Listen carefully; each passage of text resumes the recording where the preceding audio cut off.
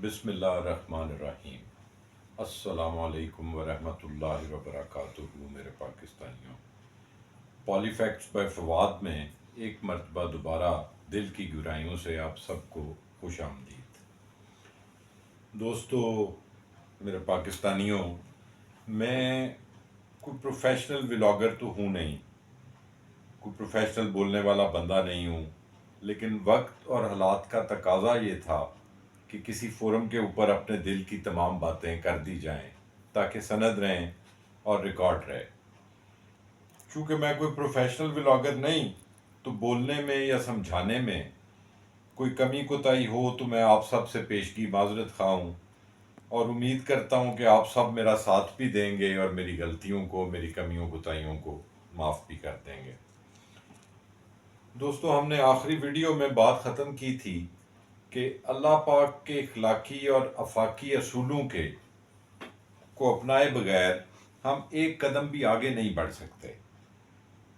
چاہے ہم کتنے بڑے سائنسدان ہوں، ماہر معیشت ہوں، ماہر قانون ہوں، یا کسی بھی ٹریڈ میں ہم بہت ماہر ہوں، ایکسپرٹ ہوں، اس کے کسی بھی لیول کو ہم نے ٹچ کیا ہوا، اگر ہم ان قوانین کی پاسداری نہیں کرتے تو نظام نہیں چل سکتا۔ قانون وہی ہے جو خالق کائنات نے بنا دیا۔ اس نے فرمایا کہ ہم نے تمہارے لیے قصاص میں زندگی رکھی ہے۔ جب فرما دیا تو قانون وہی اپلائی ہوگا۔ جس وقت یہ آیت آئی، اس وقت کے جو ماہر قانون تھے انہوں نے اعتراض کیا۔ وہ یہی کہتے تھے کہ جی قصاص میں زندگی کیسے ہو سکتی ہے، بدلہ لینے سے زندگی کیسے آگے بڑھ سکتی ہے؟ لیکن وقت نے ثابت کیا کہ قانون وہی ہے جو بنانے والے نے رائج کیا ہے۔ قصاص میں ہی انسانیت کی زندگی ہے، انسانیت کی بقا ہے۔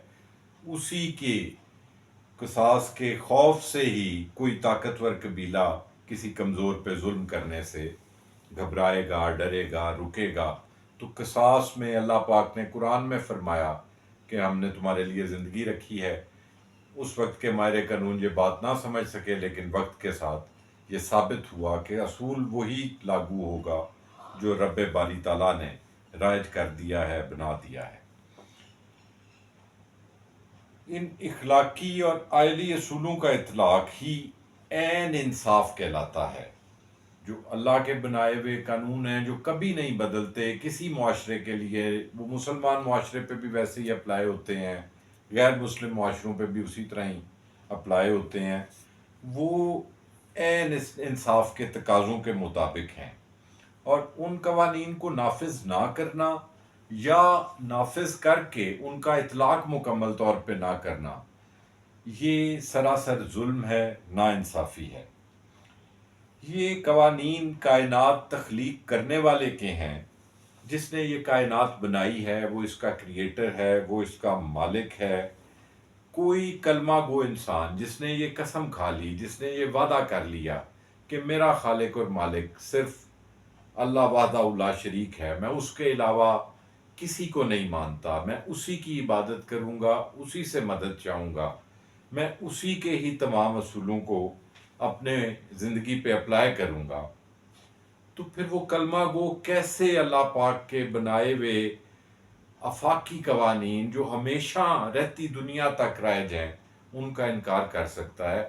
یہ کوئی معمولی بات نہیں ہے، یہ کوئی مذاق نہیں ہے، بلکہ کلمہ میں جو وعدہ ہم نے اللہ تعالیٰ سے کیا ہے، اس کو وعدہ لا شریک مانا ہے، یہ اس وعدے کی خلاف ورزی ہے۔ ان قوانین سے متصادم ہو کے معاشرے کو ترقی دینے کی کوشش کرنا یا آگے بڑھنے کی کوشش کرنا، یہ نہیں چل سکتا۔ اب تو آپ یہاں تک غور کر لیں کہ غیر مسلم ریاستیں ان بنیادی اصولوں کو اپنا کر دنیا میں ترقی کی منازل بھی طے کر رہی ہیں، اور انہوں نے اپنے معاشروں کو جنت بنا دیا ہے۔ آپ وہاں پہ انصاف کی حالت دیکھیں، جتنا جس ملک میں انصاف کا نظام بہتر ہے اتنی اس ملک کی ترقی کی رفتار زیادہ ہے، وہاں پہ لوگ خوشحال ہیں، اور جتنا کوئی انصاف کے نظام میں ڈیٹیریوریٹ نیچے کی طرف چلا جاتا ہے اتنی اس ملک میں تباہی ہے اور حالات خراب ہیں۔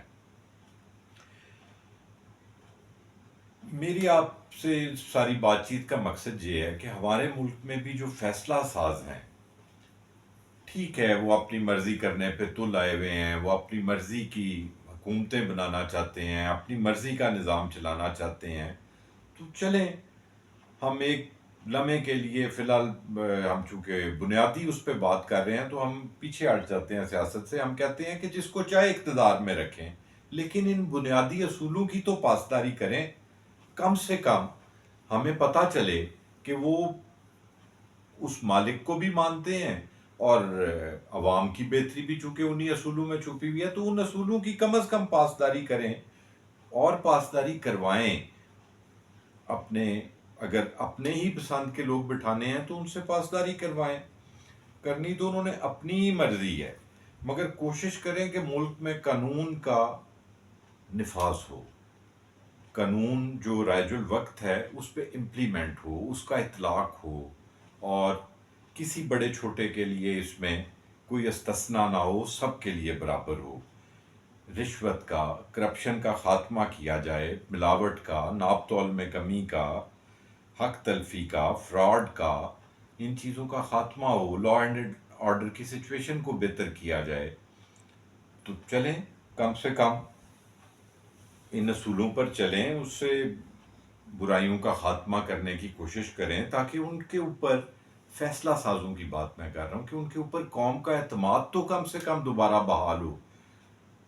ایک تو وہ مرضی کر رہے ہیں، اور دوسرا جن لوگوں کو بٹھایا ہوا ہے وہ بالکل قانون کا اطلاق نہیں کر رہے. انہوں نے 2 مختلف بلکہ 4 5 جس کی جیسی حیثیت ہے اس پہ اس طرح کا قانون کا اطلاق ہے.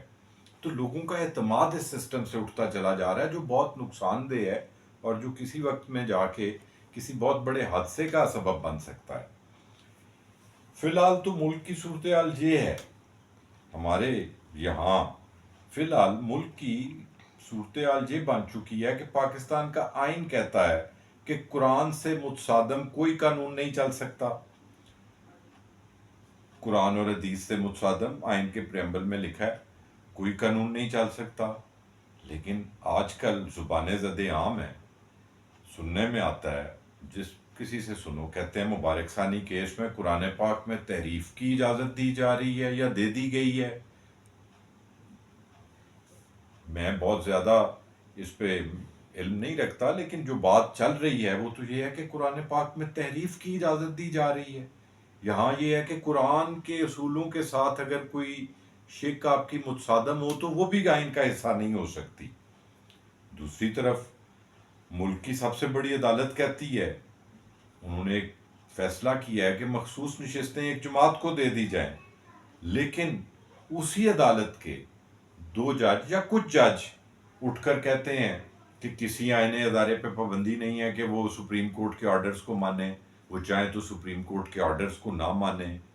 پارلیمان، الیکشن کمیشن، ان کے ساتھ ملوث جتنے بھی ادارے ہیں، سب مختلف طریقے ڈھونڈ رہے ہیں کہ کس طرح سپریم کورٹ کے حکم کو توڑ دیا جائے، نہ مانا جائے.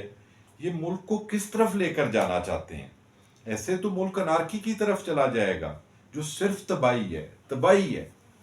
نہیں چل سکتا نظام اس طرح. کائنات کے سب سے بڑے جج کے حکم کو ماننا پڑے گا. وہ کہتا ہے ظلم سے باز رہو اور انصاف کا نظام قائم کرو. اگر قائم رہنا چاہتے ہو تو انصاف کا نظام قائم کرو. یہ اصول اس کے بنائے ہوئے ہیں جس نے سب کچھ بنایا ہے، جس نے پوری کائنات تخلیق کی ہے، جس نے انسان تخلیق کیے ہیں. وہ انسان آج اپنے دماغ سے کوئی حل نکالنا چاہتے ہیں، اس کے اصولوں سے ہٹ کے نہیں نکل سکتا. یہ نظام کیسے چلنا ہے یہ وہی ذات بہتر جانتی ہے. الٹیمیٹلی ہمیں اس کی ماننی پڑے گی اور اپنے نظام کو ٹھیک کرنا پڑے گا. ویڈیو بہت لمبی ہو رہی ہے، باتیں تو بہت ہیں اس ٹاپک کے اوپر، بہت گھنٹے بولا جا سکتا ہے، کتابیں لکھی جا سکتی ہیں، جتنا چاہے انسان بولتا رہے. لیکن ہم مزید بات اگلی ویڈیو میں کریں گے انشاءاللہ. جلد ملاقات ہوگی آپ سب سے. اپنا بہت خیال رکھیں آپ سارے. بہت شکریہ. اللہ حافظ.